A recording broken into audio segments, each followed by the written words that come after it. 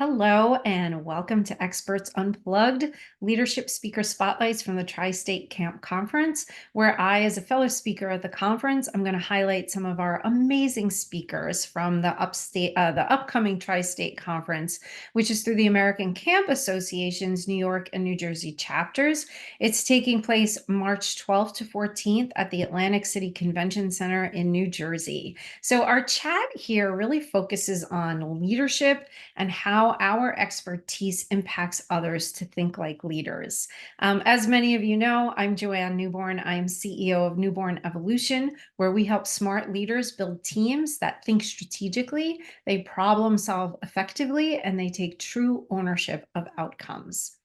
Today, I am very excited to be talking to Adam Aronovitz about his talk, From CIT to MVP, the 4 agreements for working with adolescents at your camp. So let's all meet Adam. He's a global education pioneer devoted to transforming young lives, and he's got over 25 years of experience leading expeditions worldwide. Adam leverages his expertise as a certified health and wellness coach to guide teens to tap into their potential. And he specializes in empowering youth development and has been called, I love this, the teen whisperer by parents. As the director of global routes and Carpe Diem education, Adam oversees voyages from Hawaii to Costa Rica to New Zealand to Italy to Nepal and to Tanzania that challenge perspectives and build leadership skills. His programs have been life-changing for thousands of teens, and he loves supporting summer camps to enhance teen programming and build global leadership programming for camp alumni. So he's actually traveled, worked, and volunteered in over 80 countries, which is amazing. He holds a degree focused in international political economics from Tulane University, a master's in international relations from London's University of Westminster, and he's led efforts to revolutionize school food systems globally through his work as the founder of the Cookbook Project. So there's so much more that I could say about Adam, but I don't want to keep everyone away from this great interview. So thank you so much for sharing time with me today, Adam. It is great to be with you. Thanks for the amazing work you do in leadership development. Oh, thank And I you. acknowledge there's a bird singing sweet songs over there, so I hope that's not too distracting. No, not at all. And I love it. I take it as a good sign. And Oh, so if yeah. we hear some, musical interludes from the bird, I would love it. So you mentioned the 4 agreements. I love the 4 agreements in your session description. So could you walk through what each one of these agreements are, what they entail, and why they're important?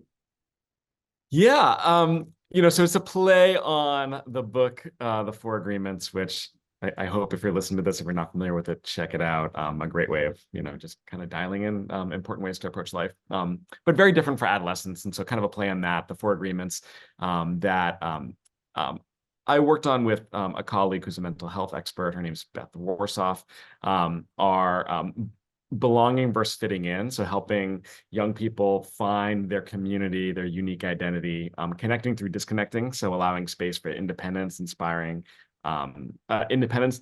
And the 2 things that we usually think about in that realm are tech-free and parent-free. The 2 most important ways for adolescents to disconnect. Inspiring awe. So helping young people tap into their idealism and curiosity, feel that sense of awe that expands their worldview and their understanding of how they contribute in their life. And then leadership progression, super important, that adolescents are challenged, that they're given incrementally more responsibility, that there's support for that, and that they have room to fall on their face sometimes and understand that it's okay. It's okay to try. It's okay to fall on your face. There's so many more opportunities. So yeah, those are the 4 agreements. And so the session that I'll be leading at ACA Tri-State is really focused to support camps in identifying what things are they doing really well and where are some of their blind spots. Mhm. Found that a lot of camps don't think so much about the adolescents in their midst as being totally unique beings. They need a very different experience than the 8, 9, 10-year-olds to be able to feel challenged and that sense of growth that all camps are invested in. Yeah, that's so great. And it's so good to keep that in mind too, because it's a very, pivotal time, right? Where you're going from childhood into adulthood, and it's sort of this like very messy in between area. So I love that you're specifically focusing on that. So how might implementing these four agreements transform the culture and energy of a camp overall, just even beyond the adolescent programs? You said the adolescents at camp, in a lot of cases, they're the ones that have been there for 2, 3, 4, 5, 6, 7, 8 years in some cases. So they carry the lineage of these places. They're the people that are moving into leadership positions, and so supporting adolescents and continuing to feel challenge and that sense of growth. It contributes to the spirit and the culture of the camp as a whole. The camp is a place to get out of our rational mind, to be in play, to be in exploration, to be living in curiosity mode. And so the more that the adolescents have the opportunity to be there as well, it sinks down to the entire camp. That's great. That's really interesting what you said, that they've been there, so they're sort of graduating into those leadership roles. Like even if they don't realize it, they start modeling for the other kids on what behaviors they're going to embody, which is very important in the corporate world as well. So I love that it starts so young. And what are some effective ways for camps to provide mentorship and leadership opportunities to keep the alumni engaged? It's a really good question. I think this it isn't a focus area of a lot of camps. So I think a lot of camps think about the adolescents and think about some of the the challenges of working with that age group, but not necessarily creating. So really the answer there is creating areas where they can rise to the occasion, where they can rise to the challenge. And so there are a few really critical ways of doing this. I really advocate for camps to find ways to get those CITs or LITs, those oldest campers, off of camp for a period of time, so that they have the opportunity to bond and coalesce as their own mini community. So when they come back, they understand that they have some special privileges, they have some special roles, they have some special responsibilities. Challenges super important. They need to be able to face challenges regularly. Opportunities to be of service are really important. These young people are salivating for the chance to feel a sense of purpose.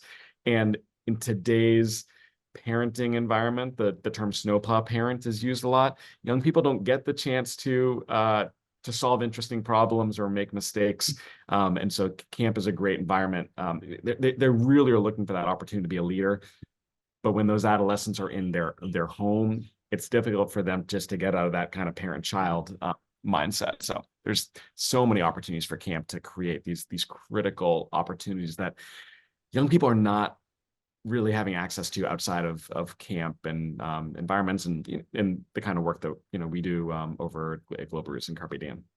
Oh, that's great. That's really great. Yeah, I'm thinking about, yeah, when they're in school, there's so many rules, and it's hard to sort of get out of that comfort zone and try things and fail. And yeah, that's fantastic. And then how can camps tap into the energy and passion of graduating CITs and LITs? Kind of classic. I used to teach entrepreneurship. I'm leading a session on that later today. Classic model of ask the customer, ask your camper, what are they thirsty for? Because a lot of these campers, they leave the last day of camps dehydrated from crying so much, as they say farewell to their peoples. And they want something to latch onto. And there's a little bit of like irony here that a lot of times technology is going to be, the way to do that. But camps have so many opportunities to try and keep that cohort together and in communication. I think camps could host, the equivalent. I used to do this with my returning students a lot. We'd spend a month together in Hawaii or Costa Rica.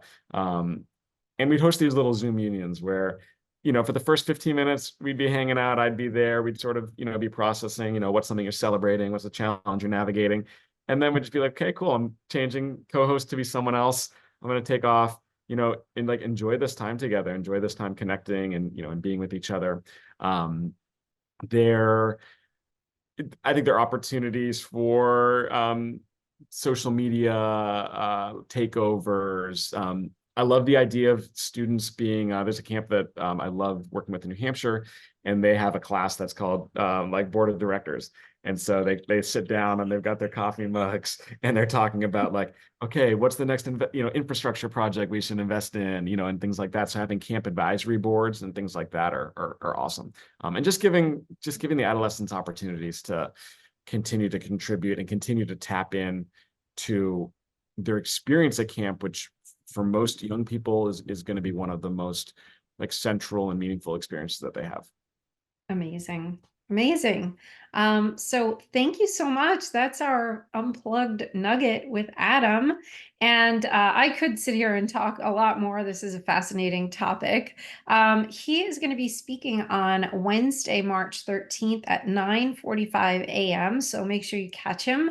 And I'm going to be speaking on the same day on Wednesday, March 13th at 8:30 a.m., right before Adam.